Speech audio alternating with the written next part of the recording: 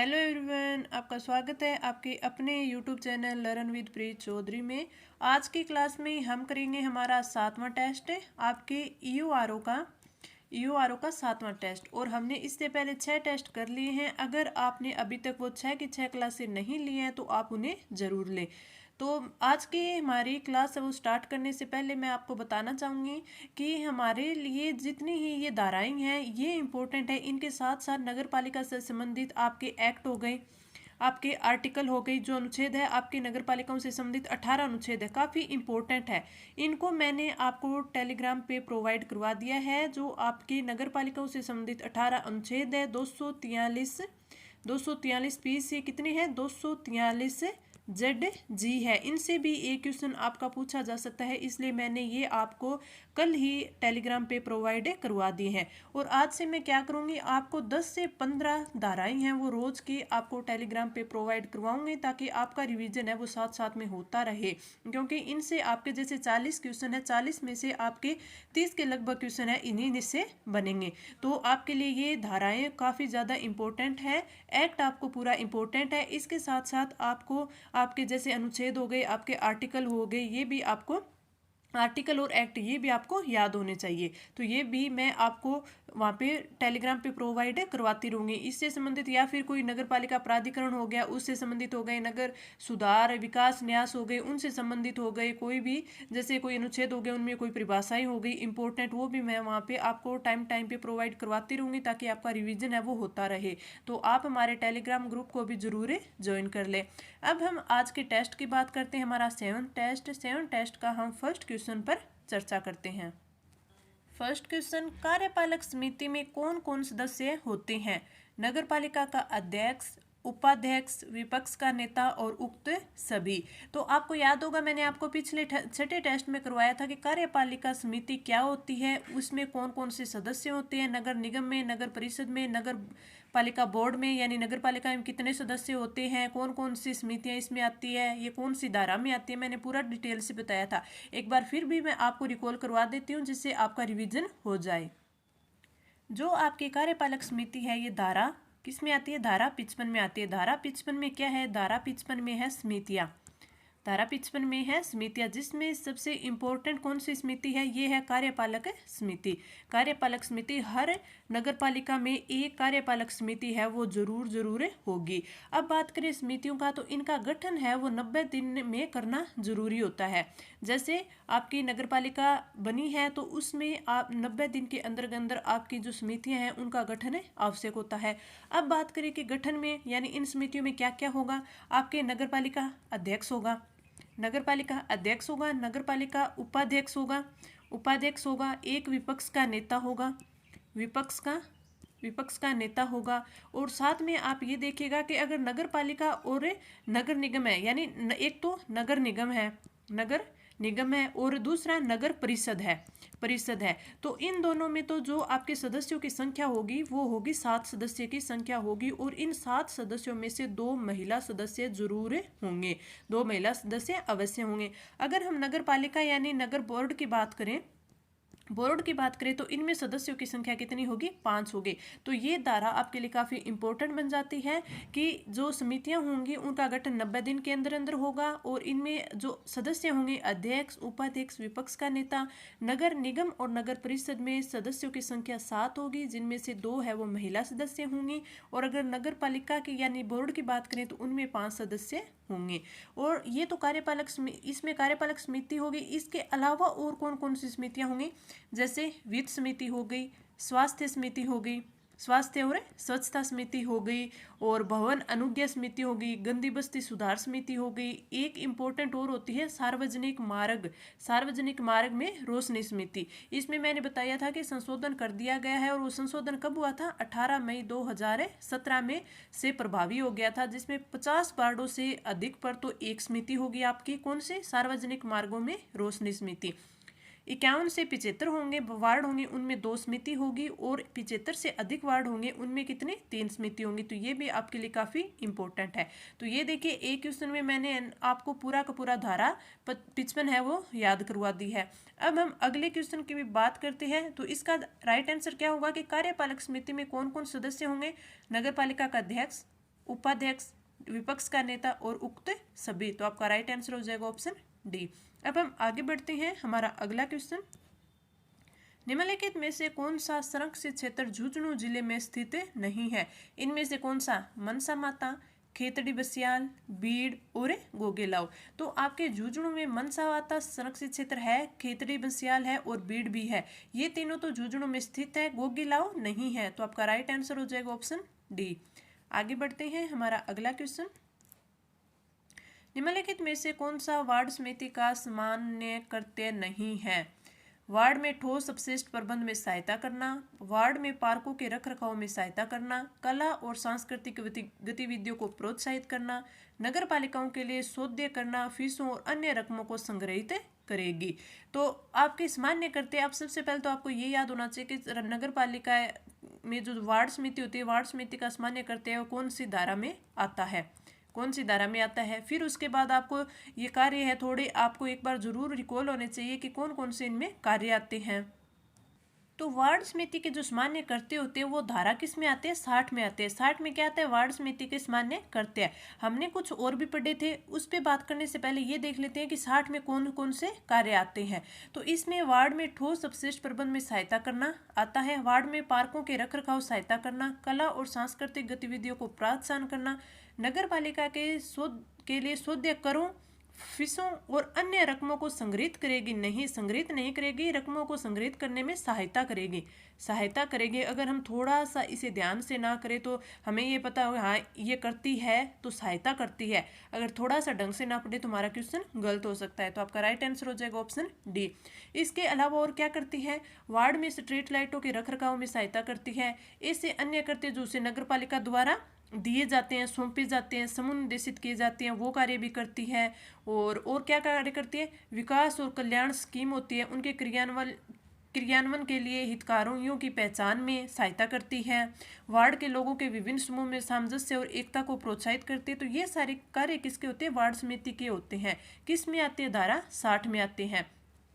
थोड़ा सा हम एक ये चीज़ और देख लेते हैं कि मैंने आपको बताया था कि नगर पालिका के जो मुख्य कार्य है वो किस में आते हैं? वो आते हैं आपके धारा 45 में। तो धारा 45 में क्या हो जाएंगे? नगर पालिका के मुख्य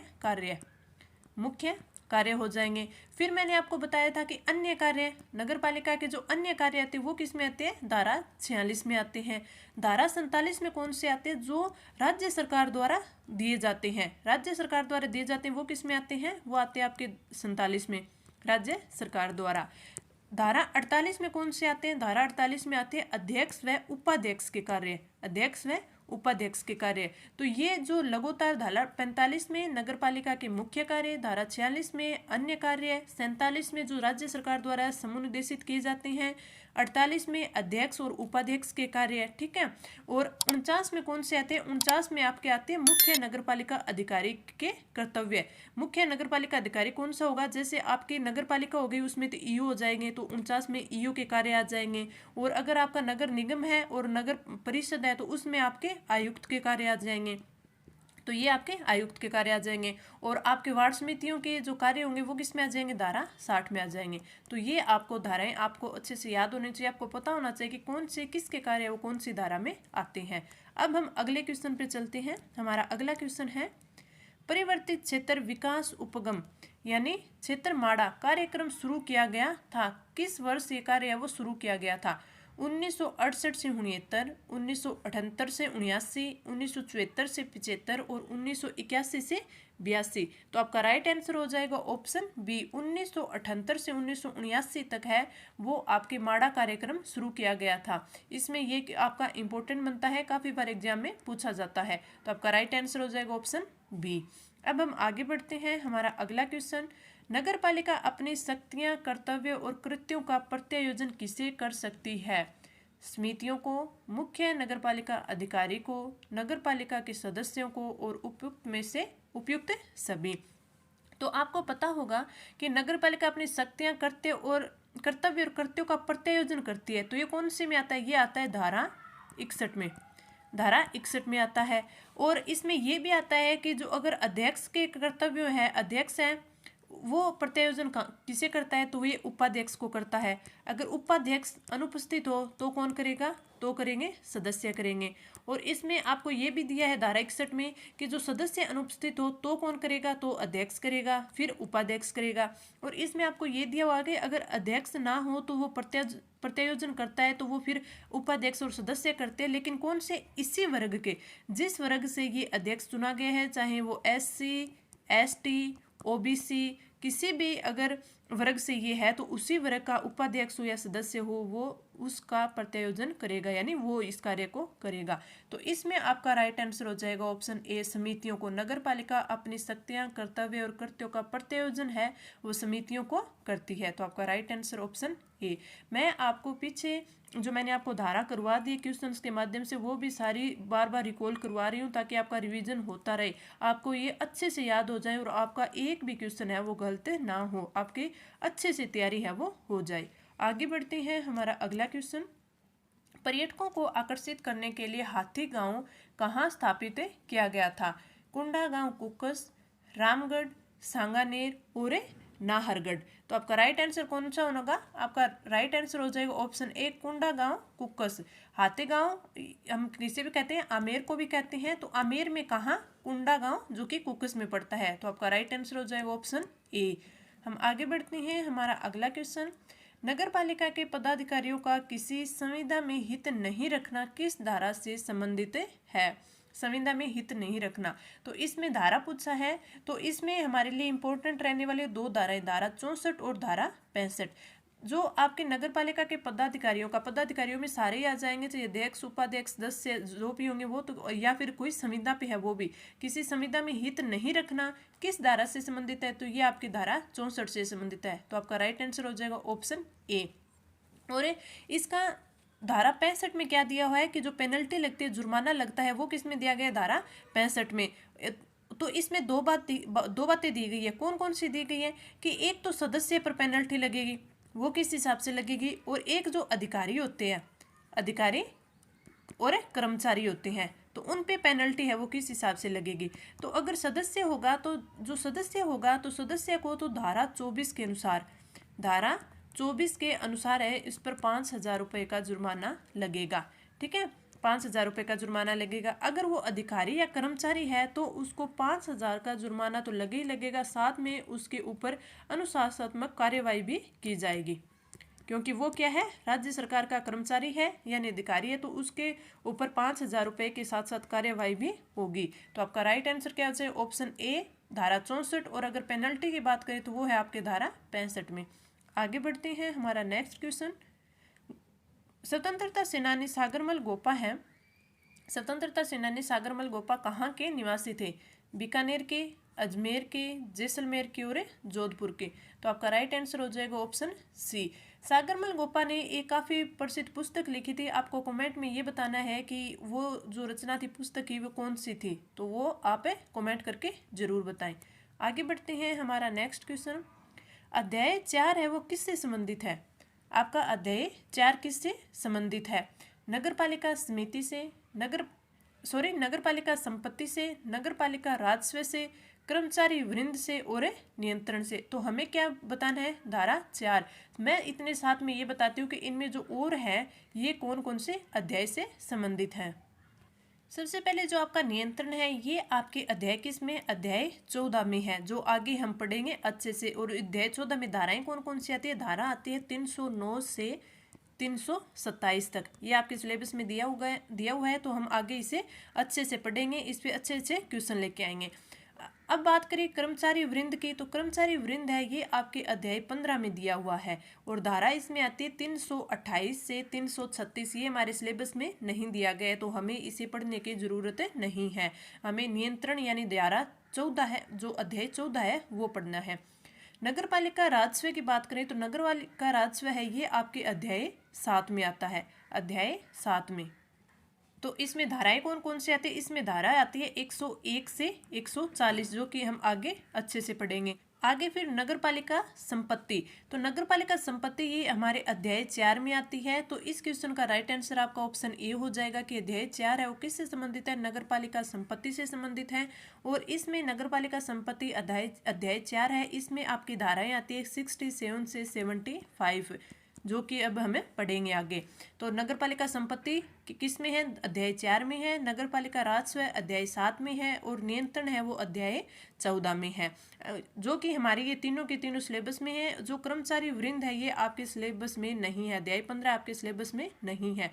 हम एक दो जो इंपॉर्टेंट अध्याय है और आपके सिलेबस में है वो भी देख लेते हैं, क्या पता आपको सीधा एग्जाम में पूछ ले कि कौन सा अध्याय है वो किससे संबंधित है।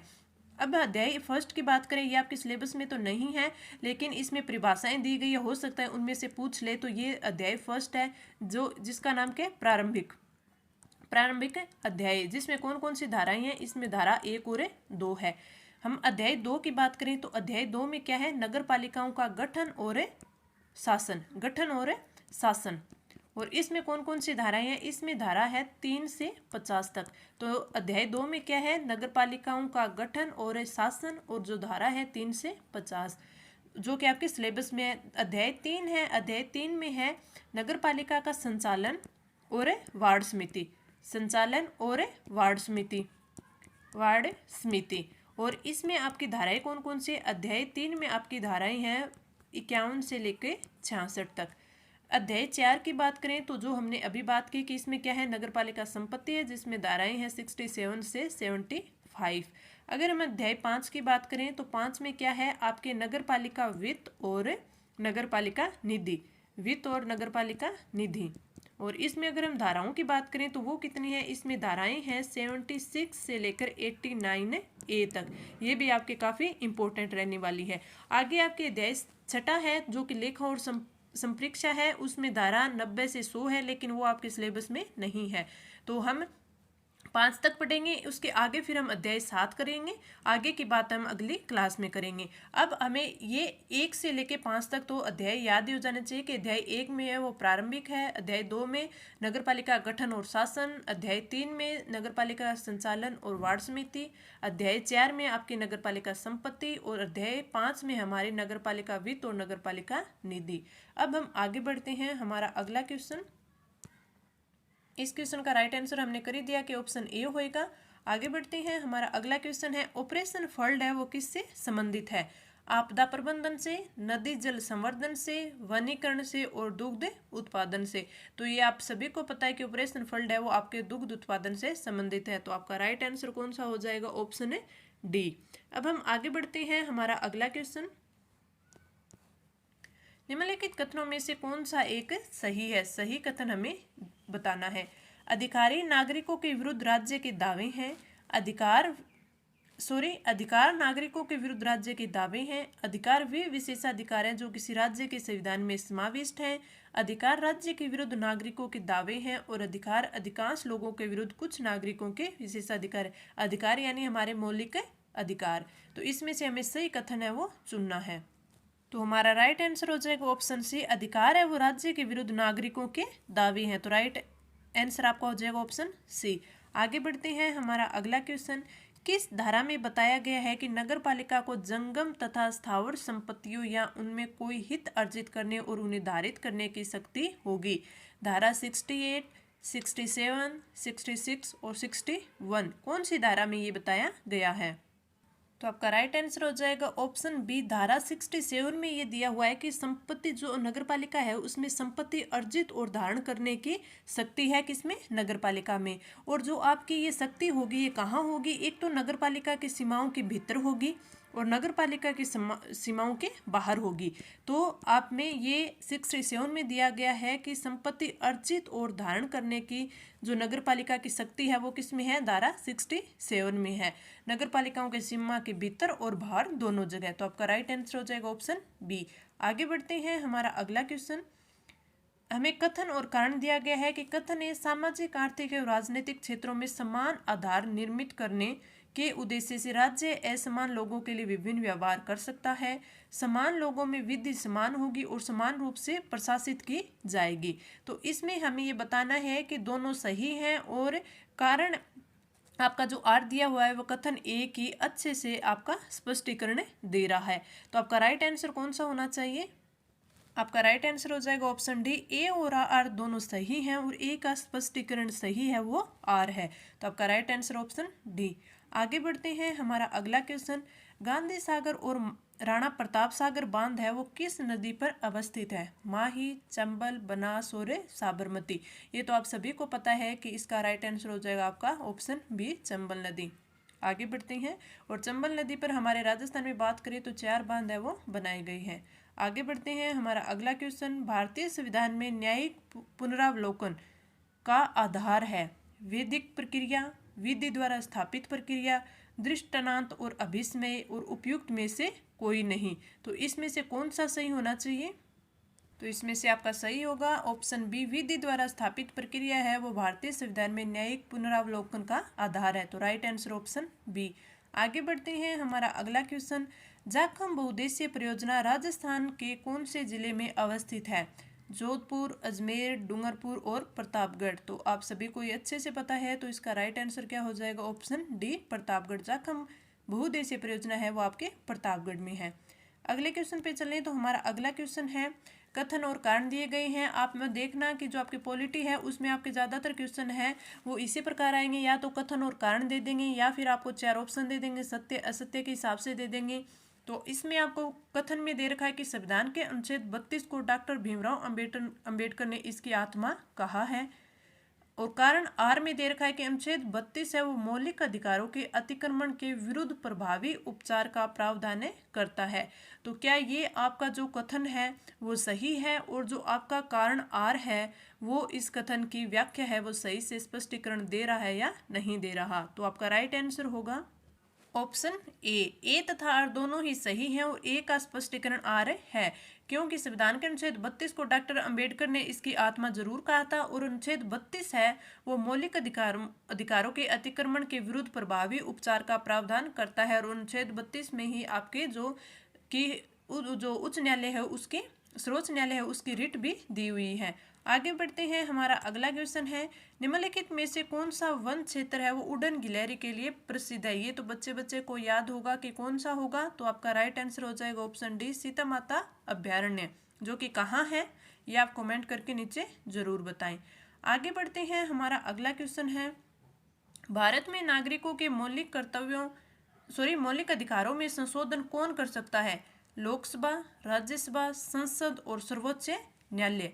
कौन कर सकता है? तो आपका राइट आंसर हो जाएगा ऑप्शन सी, संसद है वो भारत में नागरिकों के मौलिक अधिकारों में संशोधन कर सकते हैं। तो राइट आंसर ऑप्शन सी। आगे बढ़ते हैं, अगला क्वेश्चन, नक्की झील अवस्थित है। नक्की झील कहाँ अवस्थित है? आपके माउंट आबू में, उदयपुर में, राजसमंद में और अजमेर में। तो आपका राइट आंसर हो जाएगा option A, mount Abu Sirohi में है वो नक्की झील है वो अवस्थित है। इसके बारे में धारणाएं हैं कि देवताओं ने अपने नाखूनों से है वो इसका निर्माण किया था। तो आपका राइट आंसर ऑप्शन ए। आगे बढ़ते हैं, अगला क्वेश्चन, भारत के संविधान में शोषण के विरुद्ध अधिकार द्वारा निम्नलिखित में से कौन से प्रकलित है? मानव देह का व्यापार और बंधुआ मजदूरी यानी बेगारी का निषेध, अस्पृश्यता का उन्मूलन, अल्पसंख्यकों के हितों की सुरक्षा, कारखानों और खदानों में बच्चों के नियोजन का निषेध। तो इनमें से है वो कौन सा सही है? हमें इन्हीं नीचे बताना है कि कौन कौन से है वो सही दे रखे हैं। सही मीन्स कि आपके संविधान में शोषण के विरुद्ध अधिकार में कौन कौन से आते हैं? तो ये हाथ में पहला आएगा मानव देह का व्यापार और बंधुआ मजदूरी का निषेध, और कारखानों और खदानों में बच्चों के नियोजन का निषेध, यानी 1 और 4 होएगा। तो आपके ऑप्शन में 1 और 4 है आपके ऑप्शन सी। तो आपका राइट आंसर हो जाएगा option C. Right answer option C. आगे बढ़ते हैं, हमारा अगला क्वेश्चन, निम्नलिखित में से कौन सा एक सुमेलित नहीं है? इधर सिंचाई परियोजना और इधर लाभान्वित जिला दे रखा है। तो हमें ये बताने की कौन सा सुमेलित नहीं है। ज्वाई आपकी बांध है यानी ज्वाई सिंचाई परियोजना वो पाली में है, बिल्कुल सही दे रखा है। सिद्धमुख जो कि आपकी नहर है वो आपके चुरू में है, ये भी बिल्कुल सही दे रखा है, हनुमानगढ़ चुरू में है ये। बिलास आपके कहाँ है, बारां में है, ये भी आपका बिल्कुल सही है। और बांकले बीकानेर में नहीं है, ये आपका गलदेर का, यानी ये सुमेलित नहीं है। तो आपका राइट आंसर हो जाएगा ऑप्शन डी। ये मैंने आपको इंपॉर्टेंट क्वेश्चन आज के क्लास के करवा दिए हैं। आपको क्लास कैसी लगी आप नीचे कमेंट करके ज़रूर बताएं। अगर आपको अच्छी लगी तो आप लाइक करें, अपने फ्रेंड्स के साथ शेयर करें, और अगर आपने अभी तक हमारे चैनल को सब्सक्राइब नहीं कर रखा है तो आप सब्सक्राइब ज़रूर कर लें। तो इस क्लास में इतना ही, धन्यवाद।